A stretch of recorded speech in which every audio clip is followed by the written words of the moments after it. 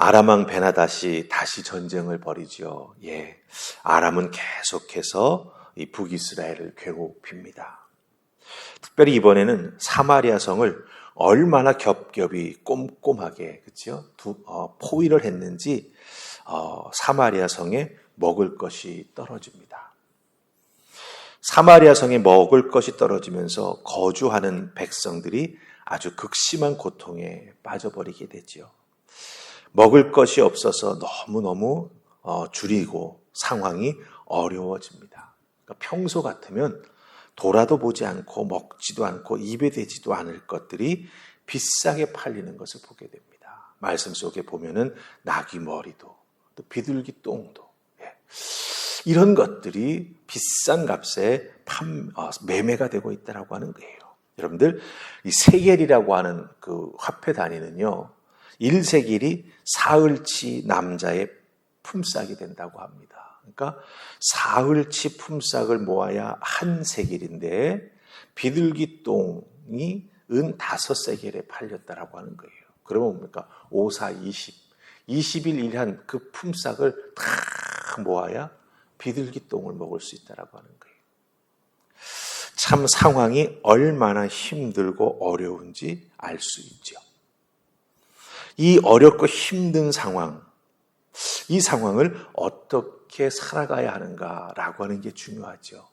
우리 믿음의 사람들도 이런 어려운 상황에 빠지게 되고 그 상황을 마주하게 됩니다. 쉽게 생각해서 지금 다 기근이 들었습니다. 먹을 것이 쉽지 않습니다. 믿음의 사람이라고 예외일까요? 아니라고 하는 거죠. 예. 재앙이 믿지 않는 사람에게만 옵니까? 아니지요. 홍수가 믿지 않는 사람에게만 납니까? 아니지요.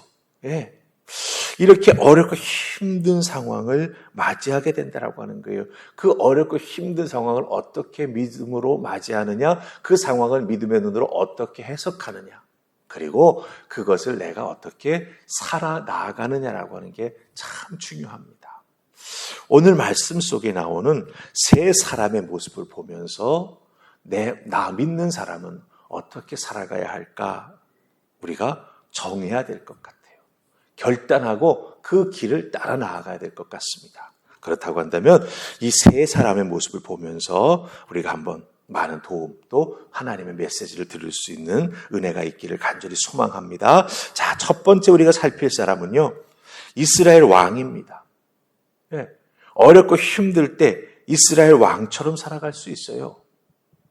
이스라엘 왕이 이 어렵고 힘든 상황 속에서 이스라엘 백성들에게, 물론 한 여인, 찾아와서 왕의 사정을 말하는 그 사람에게 말하는 내용 속에서 우리가 이 왕처럼 살아가는 게 과연 믿음의 길인가라고 하는 걸 우리가 한번 확인해 볼 필요가 있다라고 하는 거죠. 자, 그렇다고 한다면 우리가 읽을 말씀 2절인데요. 6장 27절 그리고 31절 말씀 보십시다. 자, 먼저 27절 말씀 읽고 31절로 갑니다. 27절 찾으셨죠? 같이 읽습니다. 시작. 왕이 이르되 여호와께서 너를 돕지 아니하시면 내가 무엇으로 너를 도우랴? 타작마랑으로 말미암아 하겠느냐? 포도주 틀로 말미암아 하겠느냐 하니라. 31절로 갑니다. 찾으셨죠? 읽습니다. 왕이 이르되 사밧의 아들 엘리사의 머리가 오늘 그 몸에 붙어 있으면 하나님이 내게 벌 위에 벌을 내리실지로다 하니라. 아멘. 자, 왕이 어렵고 힘든 상황을 호소하는 여인들의 그 말에 지금 이렇게 대답을 했다라고 하는 거예요. 예. 왕인 하지만 너를 도와줄 방법이 없다라고 하는 거죠. 예. 타작마당으로 말미암겠느냐. 보통 타작을 하고 나면 주변에 이 알곡들이 좀 떨어져 있지 않습니까? 예. 그럼 그런 것들로라도 내가 너를 도와주고 싶은데 아무것도 없다라고 하는 거예요. 포도주 틀에 포도를 수확하고 나서 밟아가지고 거기서 포도주 주스를 이렇게 거두게 되는데 그 틀에 남아있는 찌꺼기도 없다라고 하는 거예요. 도와줄 수 있는 아무것도 없다라고 말합니다. 사마리아 성의 사람들, 왕의 도움을 청합니다. 끔찍한 공격이 있었고 그 공격을 견뎌내느라고 백성들은 정말 굶고 있다라고 하는 거죠. 더군다나 자식의 인육을 먹고 이런 끔찍한 일들이 이 성 안에서 벌어지고 있다고 하는 겁니다. 이런 도와달라는 이야기 상황을 다 듣고 이스라엘의 왕은 자기 옷을 찢었습니다. 그리고 그 상황 속에서 왕이 자기의 몸에 굵은 베옷을 입고 있는 것을 이스라엘 백성들이 볼 수가 있었다라고 하는 거죠. 그러면서 애통해한다고 성경은 말합니다. 왜 이런 일이 생기지? 그리고 이 어려움을 어떻게 내가 해결해 나아가야 할지 깊이 생각해 보는 것 같습니다. 겉모습은 그런 것 같아요. 그런데 여러분들 가만히 보시면 나 너희들 도와줄 수 없다라고 말합니다. 그리고 31절에 뭐라고 말합니까? 엘리사에게 갑자기 화살을 돌려요. 예. 이건 하나님이 하시는 일이기 때문에 엘리사가 죽어야 된다. 이렇게 말하는 것을 보게 된다고 하는 거죠. 문제 해결의 방법을 근본적으로 찾아야 하는데 더 나아가 이 문제가 이스라엘의 왕인 내가 하나님 말씀에 제대로 순종하지 아니하고 우상 숭배하기 때문에 그렇게 되는 것은 아닌가? 나 때문일 수도 있다라고 하는 생각을 하면서 그 상황을 돌아보아야 하는데 그렇게 하지 않지요. 나는 해줄 수 있는 게 없다? 그러면서 비난의 대상, 떠넘길 대상을 찾는다라고 하는 거예요. 예. 더 나아가서 엘리사를 죽이려고 사람까지 보내지 않습니까? 여기서 우리가 무엇을 봅니까? 예, 하나님의 뜻, 하나님의 이름, 이런 것을 인정하는 것 같지만 사실은 인정하는 게 아니죠. 왕은 척하는 겁니다. 하나님의 이름으로 말합니다. 하지만 믿음도 없고 순종함도 없는 왕의 모습을 보게 된다라고 하는 거죠. 그러니까 어렵고 힘든 상황 속에서 그 사람의 믿음의 진짜 모습이 드러나는 거예요. 네. 자, 두 번째. 우리가 살필 사람은요, 왕에게서 명령을 받고 엘리사에게 보냄을 받은 사람. 그 왕의 신하의 모습을 볼 필요가 있다라고 하는 거죠. 자, 그 신하가 어디에 나오냐면요, 33절. 그리고 7장 2절 말씀에 나옵니다. 자, 우리 먼저 6장 33절 같이 읽습니다. 자, 시작. 무리와 말을 할 때에 그 사자가 그에게 이르니라. 왕이 이르되 이 재앙이 여호와께로부터 나왔으니 어찌 더 여호와를 기다리리요. 2절 읽습니다. 자, 시작. 그때 왕이 그 손에 의지하는 자, 곧 한 장관이 하나님의 사람에게 대답하여 이르되 여호와께서 하늘에 창을 내신들 어찌 이런 일이 있으리요 하더라. 엘리사가 이르되 내가 내 눈으로 보리라. 그러나 그것을 먹지는 못하리라 하니라. 아멘. 자, 왕이 보낸 사람 엘리사를 찾아옵니다. 그러면서 뭐라고 말합니까? 이건 하나님이 하시는 거다. 하나님이 하시는 일이다. 그러니 당신이 책임져야 된다. 당신이 누굽니까? 엘리사지요. 예, 왕의 명령을 받고 행하는 사람이 왕이 보낸 사람입니다. 왕의 대리인일 뿐이죠. 그래서 왕이 이르되라고 하면서 엘리사에게 이렇게 말을 전하는 것을 우리가 볼 수가 있습니다. 신하로서의 임무를 잘 감당하는 것 같습니다. 그런데 그 다음을 보아야 된다고 하는 거예요. 왕이 전한 이야기를 착착착착착 합니다. 그 이야기를 듣고 엘리사가 하늘로부터 하나님께서 밀가루를 내려주실 것이다. 보리를 주실 것이다. 이렇게 예언의 말씀을 탁 하지요.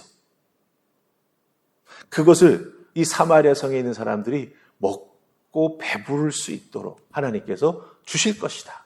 그것을 서로 매매하면서 다 살아갈 수 있게 도와주실 것이다 라고 말씀합니다. 그런데 그 이야기를 다 듣고 나서 이 왕이 보낸 신하는요, 자기의 생각을 덜커덕 말합니다. 뭐라고 말합니까? 어찌 이런 일이 있으리요.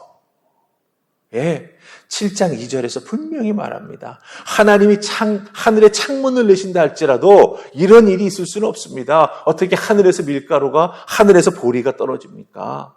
그것을 우리가 다 받아가지고 어떻게 서로 팔면서 먹고 살 수 있습니까? 그거는 일어날 수 있는 일이 아닙니다라고 말합니다.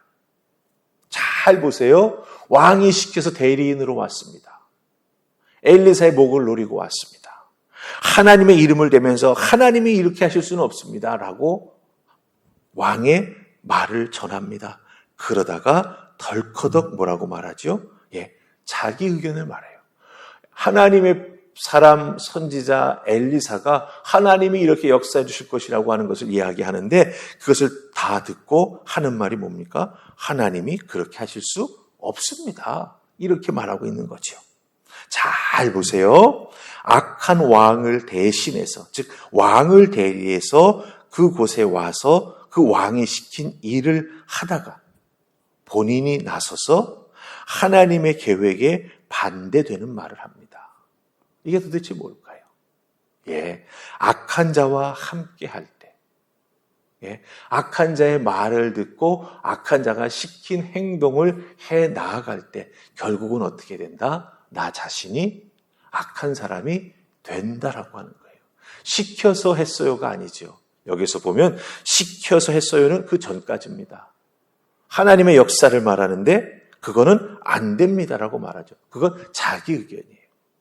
그러기에 이 악한 일에 물들 수 있다라고 하는 것, 나쁜 생각에 물들 수 있다라고 하는 것, 그 물드는 것에 더 나아가서 하나님의 계획에 반대하는 자가 우리가 될 수 있다라고 하는 것이죠. 자, 그 다음에 마지막으로 우리가 살펴볼 사람은 엘리사입니다. 엘리사. 우리가 믿음의 사람으로서 엘리사처럼 살아야 된다라고 하는 거죠. 우리 7장 1절 말씀 보십시다. 7장 1절입니다. 같이 읽습니다. 시작. 엘리사가 이르되 여호와의 말씀을 들을지어다. 여호와께서 이르시되 내일 이맘때에 사마리아 성문에서 고운 밀가루 한 스아를 한 세겔로 매매하고 보리 두 스아를 한 세겔로 매매하리라 하셨느니라. 아멘. 자, 엘리사 하나님의 사람입니다. 선지자입니다. 엘리사가 이 하나님의 사람으로서 권능과 능력이 있던 사람 아닙니까? 그럼 자기만 정말 먹을 것이 없는 어려운 상황 속에서 기적을 베풀어서 혼자 배불리 먹고 있었을까요? 아니지요. 하나님께서 능력을 주신 것은 그렇게 사용하는 게 아닙니다. 엘리사도 이 기근 때문에 같이 힘들었을 것입니다. 그 상황을 잘 알고 있는 것이죠. 하지만 하나님께서 허락해 주신 그 능력 그리고 하나님의 다스리시는 주권을 의지해서 엘리사는요, 상식적으로는 이해되지 않는 일, 즉 하나님께서 밀가루와 보리를 하늘에서부터 내려주신다고 하지 않습니까? 그런 상식적으로는 이해되지 않는 하나님의 예언을 사람들에게 전한다라고 하는 것이죠. 여기서 곡식 이야기가 나올 때 스아라고 하는 단위가 나옵니다. 밀가루 한 스아, 보리 두 스아. 이 스아라고 하는 곡식 단위는요, 지금의 단위로 환산하면은 한 스아는 7.3리터 정도 된대요. 그러니까 꽤 큰 겁니다. 양이 많은 거예요. 그 7.3리터 되는 그 한 스아의 곡식 정도를 사람들이 막 받아가지고 하늘로부터 내리는 걸 받아가지고 나누어 먹고 팔고 계속해서 이 기근의 문제가 해결될 것이라고 예언하는 것을 우리가 여기서 듣게 되고 보게 된다라고 하는 거죠. 무엇을 의미합니까? 엘리사는 자기를 위해서 산 게 아니다. 하나님 주신 은혜와 권능과 능력을 자기의 부족함을 채우기 위해서 사용한 게 아니라고 하는 거죠. 함께 아파하고 함께 힘들어하다가 하나님께서 붙여주시는 말씀을 함께 전하고 나누면서 이스라엘 백성들에게 희망과 소망을 주고 있다라고 하는 거죠. 무엇을 통해서? 하나님 주신 은혜와 능력을 통해서. 여러분에게 묻고 싶습니다. 여러분들은 이스라엘 왕처럼 사시겠습니까? 아니면 왕이 보낸 사신처럼 살겠습니까? 아니면 하나님의 사람 엘리사처럼 살기를 원하십니까? 우리가 분명히 믿음의 사람으로서 내가 어떤 모습을 가지고 살아가야 할 것인가를 정해야 합니다. 그리고 한번 정한 그 믿음의 모습, 내가 걸어가야 될 믿음의 길은요, 상황에 따라서 바뀌어서는 안 됩니다. 어렵고 힘들다고 다른 사람 핑계대고 하나님 핑계대고 하나님의 이름으로 누군가의 생명을 뺏으려고 하는 악한 생각까지 하는 그런 우리가 되어서는 안 된다라고 하는 거죠. 예, 또 무조건 따라가다가 갑자기 거기에 나도 모르게 젖어 있다가 잘못된 말, 하나님 기뻐하시지 아니하는 말과 행동을 하는 우리가 되어서도 안 된다라고 하는 것입니다. 날마다 나의 삶 속에서 나를 통해 하나님이 무엇을 이루시기를 원하시는지 늘 생각하고 기도하고 여쭙고 듣고 깨달아 알고 준행해 나아가는 우리가 되어야 한다라고 하는 것이죠. 그렇기 때문에 여러분들, 제가 자주 말씀드리는 거지만 매일매일 나의 삶에 이 하루의 루틴이 참 중요합니다.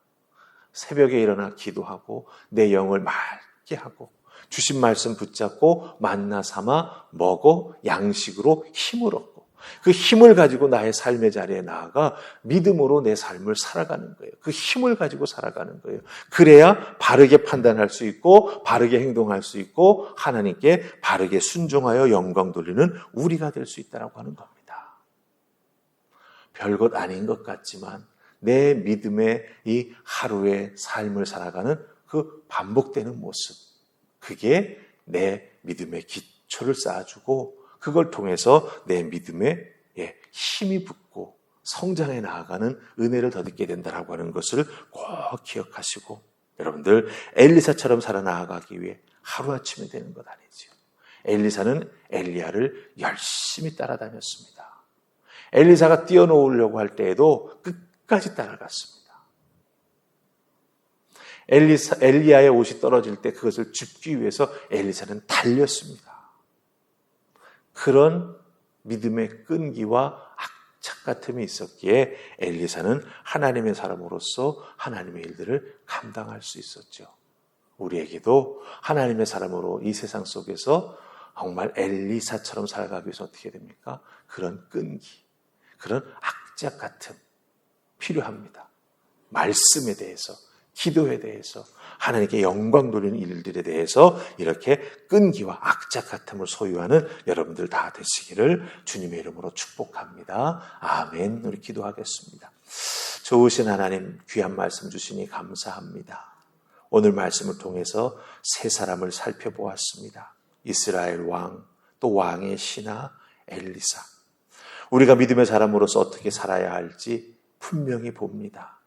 주님, 엘리사처럼 살아갈 수 있도록 기도의 사람 되게 하시고 말씀을 사랑하는 자들 될 수 있도록 주여 도우시고, 특별히 주의 음성을 들으며 살아갈 수 있도록 우리에게 정결한 마음과 그 믿음과 들을 수 있는 귀를 허락하여 주시옵소서. 오늘 하루도 들려주시는 말씀에 믿음으로 응답하며 살아가는 우리가 될 줄 믿사옵고 예수님 이름으로 기도하옵나이다. 아멘.